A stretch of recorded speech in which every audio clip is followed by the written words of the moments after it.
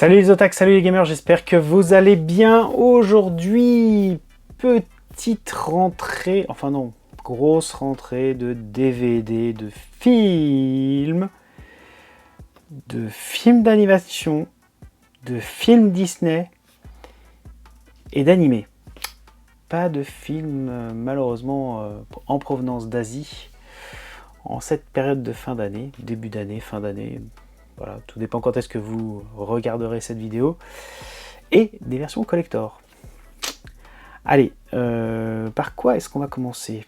Allez, parce que c'est encore une période des enfants, donc on va commencer par Disney. Parce qu'il y a quand même pas mal de trucs. Donc je suis assez content parce que dans ma chasse, quelque part, j'arrive à trouver des trucs sympathiques. Et j'avoue que je vais découvrir des choses parce qu'il y a des titres que je ne connaissais absolument pas. Allez, parce que c'est la période qui veut ça, on va commencer par les DVD de Disney, collector, après on fera les films hollywoodiens, classiques, films français aussi un petit peu, et quelques animés qui sont pas mal. Sont pas mal quand même. Attendez, il y en a juste un qui est dans le sac, je vais le prendre là comme ça. C'est le plus crado de tous, je l'avais laissé un petit peu plus loin parce que je pense qu'il a besoin d'un petit nettoyage. Bon, allez, on y va. Le calendrier de Noël, voilà, le calendrier de Noël de Disney. Bon,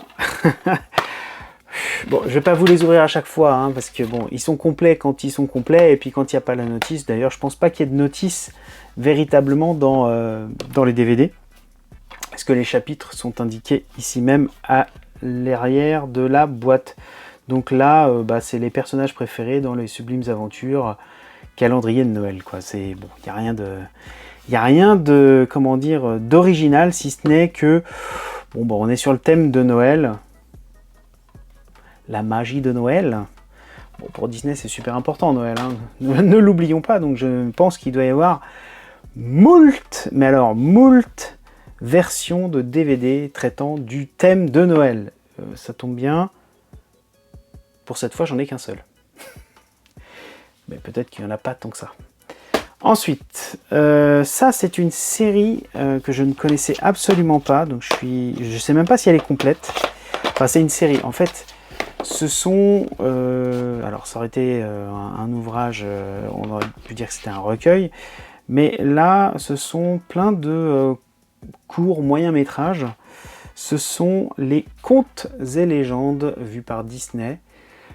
Donc dedans il y a la légende de la vallée endormie. Non, attendez, peut-être qu'il y a une... Ah non, il n'y a pas de notice, mince. Le prince et le pauvre.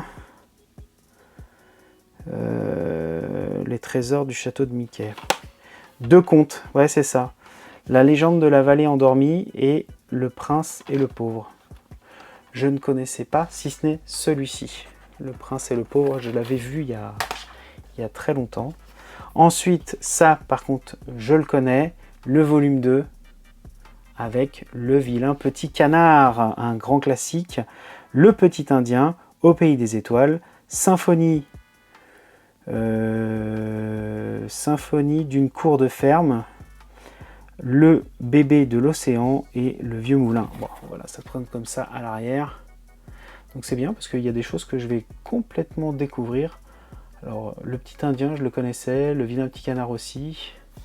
Le bébé des étoiles également. Bon, il y en a plein qu'on a dû voir quand ça passait sur TF1 ou sur FR3. Disney Channel. Après, on a le volume numéro 4. Voilà. Donc... voilà comment ça se présente à l'arrière. Et on a Le lièvre et la tortue, un classique. Le joueur de flûte de Hamelin, oui.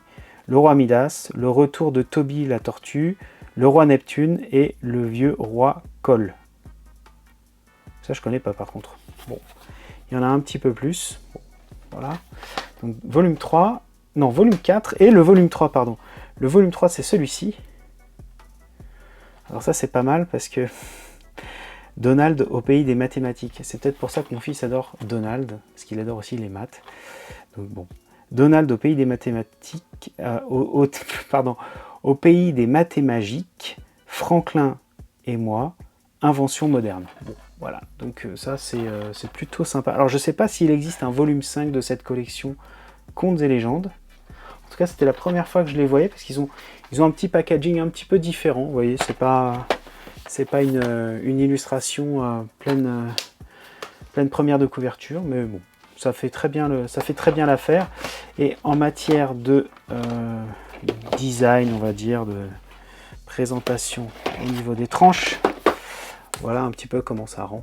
Donc peut-être qu'il en existe un 5e en rose, je ne sais pas. Bah, dites-moi dans les commentaires si vous en connaissez d'autres des volumes. Moi, comme ça me permettra de dire j'essaye de le trouver le 5e ou je laisse tomber. Alors ça, par contre, coquin de printemps. Après Noël, il y a le printemps, oui, effectivement, avec Jiminy Cricket et Mickey et Donald. C'est peut-être là où il y a le haricot magique, je ne sais pas. Je le connais pas celui-là. Les trois caballeros. Voilà, avec Donald et puis un perroquet, une sorte d'oiseau un peu brésilien ou mexicain, je ne sais pas du tout ce que c'est. J'ai dû le voir il y a très longtemps, mais je m'en souviens absolument pas. Mélodie Cocktail, voilà, de Disney toujours. Donc ça c'est plutôt... moi je suis assez content de les avoir à la maison, ceux-là. Ça va venir enrichir la collection des DVD Disney. Je pense que tous ne sont pas forcément sortis en Blu-ray. Enfin, dites-moi d'ailleurs si vous les avez en Blu-ray, ça pourrait être intéressant qu'un jour je me mette à chasser, entre guillemets, ces titres-là en Blu-ray. S'ils sont dans une meilleure qualité, bah pourquoi pas. Pourquoi pas, à la limite. Mais bon, comme c'est quand même ce sont des œuvres qui sont relativement anciennes, je suis pas sûr qu'il y ait eu des remasters, quoique. On n'en fait jamais assez pour nous soutirer un peu de sous-sous dans notre portefeuille. Alors, tout le monde aime Dingo. Alors ça, je sais qu'il en existe d'autres dans cette collection. Donc c'est une compilation de 7 courts-métrages. Alors je vais pas vous les lister, mais il y en a quand même pas mal. Bon, Dingo à la pêche, la leçon de ski, ou quand Dingo il dort là. Bon, moi ça me fait toujours sourire, ça me fait rire même. Il y en a qui sont franchement sympas. Ça marche encore sur moi, hein. J'ai gardé mon âme d'enfant, mine de rien. Voilà, après on va se garder les classiques, les ultra classiques pour la fin, quoique... Ah si, non, ça c'est pas un ultra classique, même si ça fait partie des personnages classiques. Donc Tigrou, voilà, les aventures de Tigrou. Alors Tigrou a son propre spin-off, voilà. Je ne l'ai jamais vu celui-là. Mais à la maison, il y a des personnes qui sont fans de l'univers de Winnie l'ourson. Donc bon, voilà. Les aventures de Tigrou. Ça, les Aristochats. J'avais le 45 tours. J'avais le vinyle quand j'étais petit, avec le scat du chat Thomas O'Malley, je crois que je sais plus comment il s'appelait là. Ouais, O'Malley, c'est ça, O'Malley et Duchesse. Ça, c'était sympa, les Aristochats. Peut-être qu'ils vont le refaire d'ailleurs, celui-ci aussi en image de synthèse, je sais pas. Il y a rien. Ah si, il y a un petit livret dedans. Les aventures de Bernard et Bianca. Donc là, on est vraiment sur les classiques, les vieux, hein. Ça, c'est vraiment ce que j'ai connu moi quand j'étais tout petit. J'en ai vu beaucoup au cinéma. La Belle et le Clochard, voilà. Bon, lui, il a un petit peu souffert. Ouais, il a un petit peu souffert le DVD, mais bon. Enfin, la boîte, tout du moins. La Belle et le Clochard, que j'avais revu il n'y a pas si longtemps que ça. Leur remake en image de synthèse qui m'avait complètement retourné la tête, mais pas forcément dans le bon sens. Mulan. Très sympa, Mulan. Je me souviens que c'était osé de faire... Alors ça, par contre, le film Mulan était pas mal. J'avais apprécié, tout du moins. Donc Mulan, voilà, de Disney. Ouais, je trouvais que le dessin à l'époque était vraiment original. Ça changeait beaucoup des traits qu'on a l'habitude de voir dans les films Disney. Bon, le livre de la jungle, quoi. Mowgli, Baloo, c'est Bagheera. Hein. Éternel classique. Ça aussi, je l'avais vu au cinéma. Alors là, j'étais un petit peu plus grand, c'est vrai, mais bon, Tarzan, Phil Collins qui faisait la bande originale, j'avais bien aimé Tarzan. Je trouvais ça vraiment sympa. Le mélange animation 2D, 3D, ça passait plutôt bien, hein. Ça passait même très bien, donc je suis très content. Celui-ci, peut-être que j'essaierai de le retrouver en Blu-ray, parce qu'il n'est pas si vieux que ça quand même, hein. Bon, ça, on adore. Lilo et Stitch, personnage. Ohana. Ohana veut dire famille. Ah ouais, Lilo et Stitch en THX DTS. Ouh, attention, hein. On faisait des trucs bien, hein. Déjà en DVD, il y avait des trucs très sympas. Donc Lilo et Stitch, énorme. Tiens, je l'avais pas vu celui-ci. Les aventures de Petit Gourou. Quand je vous dis qu'il y a des fans de l'univers de Winnie l'ourson, c'est la forêt des rêves bleus. Voilà. Donc le Petit Gourou après Tigrou, voilà. Et un dernier, Merlin l'Enchanteur, voilà. Merlin l'Enchanteur aussi, ultra classique. Alors là, on est vraiment dans les vieux, avec Taram et le chaudron magique aussi, que j'aimerais bien le choper, Taram et le chaudron magique, ça doit pas être mal. Dans la série des Disney, mais cette fois-ci en collector, il y en a deux. Je les ai rapidement regardés, ils sont en état correct, on va dire. On va commencer par celui-ci, La Belle au Bois dormant. Voilà, alors ça, c'est pas forcément ma came, mais bon, faut savoir faire plaisir aussi. Alors, il est un petit peu plié, il y a, là, le petit livret est un petit peu abîmé à l'intérieur, mais bon, c'est pas gênant. Voilà un petit peu comment ça se présente à l'intérieur, voilà, tac. Voilà, donc La Belle au Bois dormant, hein, qui finalement, je crois que c'est l'histoire de, je sais plus, je confonds avec Cendrillon, donc je vais pas dire de bêtises. Donc dans l'édition collector, il y a les archives, ouais, la production, l'album de La Belle au Bois dormant, ok, des photos, l'histoire, 4 artistes peignent un arbre, ouais, l'histoire de Tchaïkovski et Grand Canyon, court-métrage récompensé par un Oscar. Bon, en tout cas, 5.1 THX DTS, ça devrait être plutôt pas mal, assez plaisant à regarder. Et dans la série des vieilleries, mais classiques, bah ouais, Blanche-Neige, le tout premier Blanche-Neige en édition collector également. Donc on va voir ce que ça donne en détail, parce que j'ai attendu un petit peu qu'il sèche, il y avait un peu d'humidité, donc il était un petit peu difficile à ouvrir.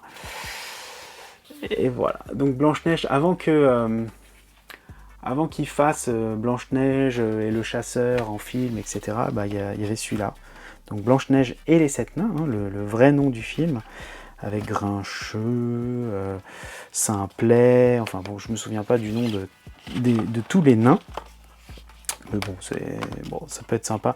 Je pense que maintenant, en le regardant, je n'aurais pas forcément le même œil qu'à l'époque, parce que bon, la société a évolué, donc il y a des choses quand même, bon, Prince Charmant, etc., c'est un peu gnangnan, hein, mais pourquoi pas. Je pense qu'il y a une autre grille de lecture, ça peut être intéressant de regarder ces vieux films, vieux longs métrages Disney.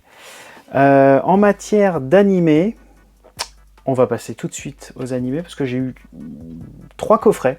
Alors 3 coffrets, mais animés vraiment, je pense que c'était les animés un peu bas de gamme, toutes premières éditions, donc je pense que j'essaierai d'upgrader un petit peu ça. C'est même certain. Alors là, en plus, c'est même pas la première saison. C'est pas grave, ça c'est une saison qui moi m'a énormément marqué, donc c'est pas grave si j'ai pas la première saison pour le moment.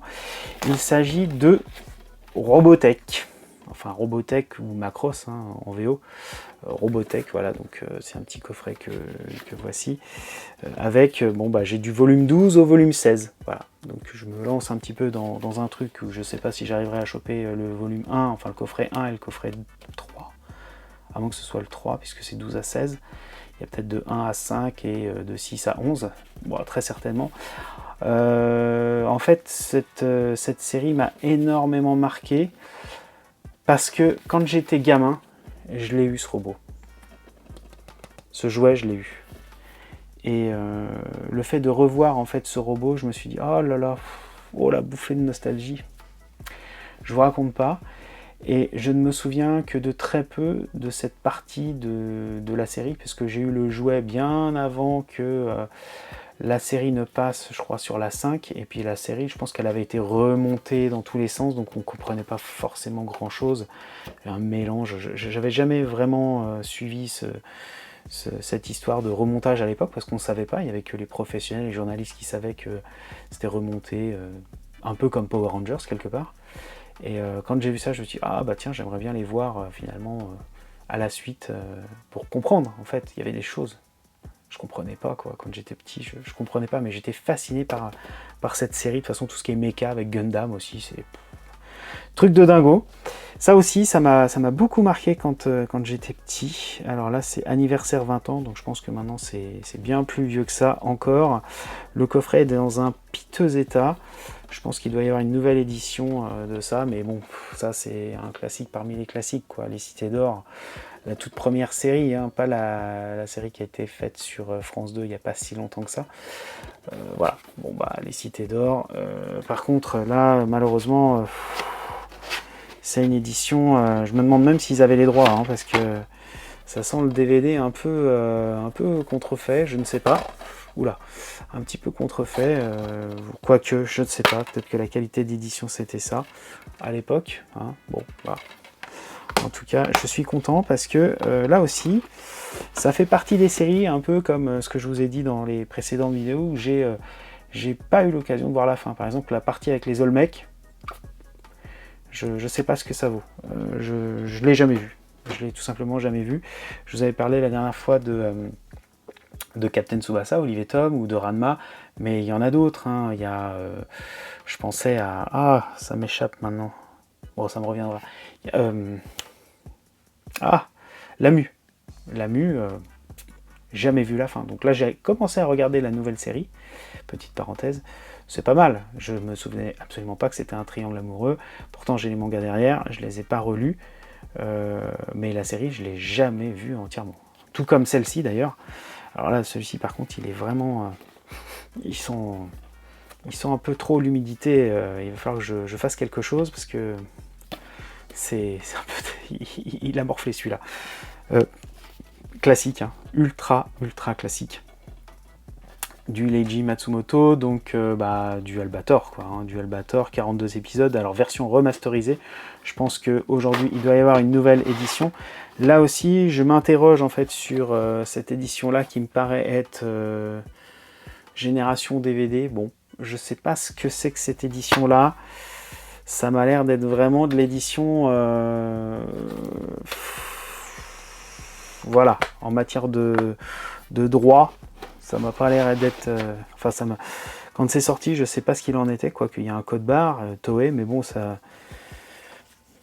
réservé à la vente par correspondance et aux particuliers, bon, pourquoi pas. Ça me fait penser un peu aux éditions HK de certains animés qu'on avait en version sous-titrée anglais, qui étaient en fait des TV RIP, que j'ai eu, que je n'ai plus, parce que les séries sont sorties après chez nous. En tout cas, ces 3 animés, je suis content de les avoir. Peut-être que Macross, j'aurai l'occasion d'avoir d'autres coffrets ou une meilleure édition. Je pense que ça doit se trouver plus facilement en solde ou à des prix bradés, parce que c'est le genre de série qui revient régulièrement, je pense. Allez, on attaque maintenant une autre partie de DVD, de films hollywoodiens, et on va commencer, tiens, on va rester dans les films d'animation, mais films d'animation DreamWorks, avec Simbad. Voilà, Simbad, donc ça c'est cool. Simbad, j'allais dire Prince des voleurs, non, c'est Aladdin le Prince des voleurs. Là c'est La légende des 7 mers, voilà. Alors, Patrick Bruel, Monica Bellucci, ouais, pour le doublage. Excusez-moi. Ouais, Simbad, c'est cool. On verra ce que ça donne, hein. Honnêtement, J'en ai un vague souvenir. Et un autre que j'avais vu aussi par le studio qui a créé Shrek, je crois que c'était sorti avant Shrek justement, Spirit. Voilà, Spirit, l'histoire du cheval, l'étalon des plaines. Ouais, bon, dans l'ouest américain. Bon, on verra ce que ça donne. Allez, maintenant cette fois-ci, on attaque les films. Alors, un seul film français, mais un film français, vous allez me dire, ouais, pas vraiment français. Bon, c'est du Luc Besson, je crois. Mila Jovovich, je vois. John Malkovich, Faye Dunaway, Dustin Hoffman. Ouais, c'est pas vraiment un film français, ça. Film de Luc Besson, voilà, c'est bien ce qui me semblait. Jeanne d'Arc. Bon, voilà. Jeanne d'Arc, c'est pas le meilleur film, hein. Je pense que ça doit se regarder. C'est parti du lot, quoi. En revanche, Starship Troopers, là c'est autrement plus qualitatif, je trouve. N'est-ce pas? Voulez-vous en savoir plus? C'est du grand film. Avec, je crois qu'il y a, je sais comment elle s'appelle. Il y a aussi Denise Richards là-dedans. Bah dis donc, déjà la dernière fois il y avait Denise Richards dans Sex Crimes. Là elle est dans Starship Troopers. Donc voilà, superbe film. Je crois que c'est Verhoeven qui avait fait ça. Ouais c'est ça, c'est Paul Verhoeven. Grosse critique hein, sur la guerre notamment. Soldats, chair à canon. Avec c'est Ironside qui est dedans aussi, celui qui est sergent instructeur, je sais plus, c'est excellent. Franchement, Starship Troopers, ça fait partie des classiques. Celui-ci aussi fait partie des classiques. Bah oui, Keanu Reeves et Patrick Swayze, Point Break. Film de glisse, film de braquage. Avec Reagan, Nixon et je sais plus quel autre masque c'était l'autre. Mais ouais, c'était plutôt pas mal. C'était impressionnant. Hein. Puis film de surfeur quoi. Film de surfeur. Bon là par contre, j'ai beaucoup plus de doutes sur la qualité de ce film. Ça faisait partie en fait du lot et ça sent le teen movie qu'on a eu, il y avait The Faculty, il y en a eu plein des films comme ça, avec Scream et tout ça, et c'était la grande mode, c'était pendant les années 90, peut-être début des années 2000. The Hole, voilà, The Hole, pardon, le trou. Le week-end va être mortel. Bon, ça je pense que ça va être vite vu, vite reparti. Avec Shannon Doherty, ça doit être elle, je crois. Hein. J'ai un doute parce qu'il n'y a même pas son nom sur l'affiche. Bon, voilà, on verra. The Hall. Un Coppola avec Dracula. Ça, je l'avais vu au cinéma, j'avais pas beaucoup apprécié. Et avec le temps, en fait, je trouve que le film est plutôt bon. Gary Oldman est très très bon dedans, je trouve. Keanu Reeves. Bon, il n'était pas non plus à l'apogée de son jeu d'acteur. Je crois qu'il y a Hopkins aussi qui joue dedans. Je me souviens plus très bien. Bon, Dracula quoi. Dracula, je pense qu'il doit y avoir des éditions un peu plus sympas d'ailleurs de ce film-là, de Dracula. On continue avec un film, je crois que ça doit être une comédie romantique. Comment se faire larguer en 10 leçons, l'un des deux ment, l'autre aussi. Ça c'est du nom à rallonge. Donc comédie romantique avec à chaque fois Matthew McConaughey, voilà, hein, et Kate Hudson. Bon, ouais, voilà, on verra. Hein, ça fait partie de The Hole, Jeanne d'Arc, bon, voilà. Un film avec Tom Cruise. Tom Cruise est un bon film de Sidney Pollack. Ça, je me souviens, ce film, il m'avait retourné quand je l'avais vu la première fois. La firme, quand il rentre dans cette entreprise qui est tout sauf une entreprise normale, qui l'écarte de sa femme, etc. C'est juste dingue ce film. Manipulation psychologique, un thriller, un casting. C'est vrai qu'il y a aussi... comment s'appelle-t-il Il y a Ed Harris, Holly Hunter et je me souviens plus. L'autre acteur, comment il s'appelle l'autre acteur? Évidemment, je vais pas le retrouver. Bon, c'est pas grave. Mais franchement, excellent film, la firme. Hein, si vous l'avez pas vu, c'est un vieux film. Hein, ça date un peu, hein, mais fin des années 90, je pense. Ouais, je pense que c'est ça. 80, c'est pas marqué, si. 99, un truc dans ces eaux-là, non. Ou début des années 90. Oh, je me souviens pas. J'arrive pas à lire, c'est écrit tout petit sur la boîte. Bon, en tout cas, la firme, très bon film. Et des films avec Nicolas Cage, quand il faisait encore de très bons films. Même si le dernier, où il joue son propre rôle, il est plutôt pas mal. J'avoue que j'ai été agréablement surpris, parce que Nicolas Cage, c'est un acteur que j'apprécie. Voilà, c'est pas le meilleur acteur, mais j'avoue qu'il a fait de très bons films. Celui-ci, ça fait très longtemps que je l'ai pas vu. À tombeau ouvert, je crois que c'est celui où il joue avec John Goodman dans l'ambulance. À moins que je confonds. Ouais, c'est celui-là. Il joue finalement avec John Goodman dans la même ambulance. C'est un film de Martin Scorsese, voilà. Très très bon film.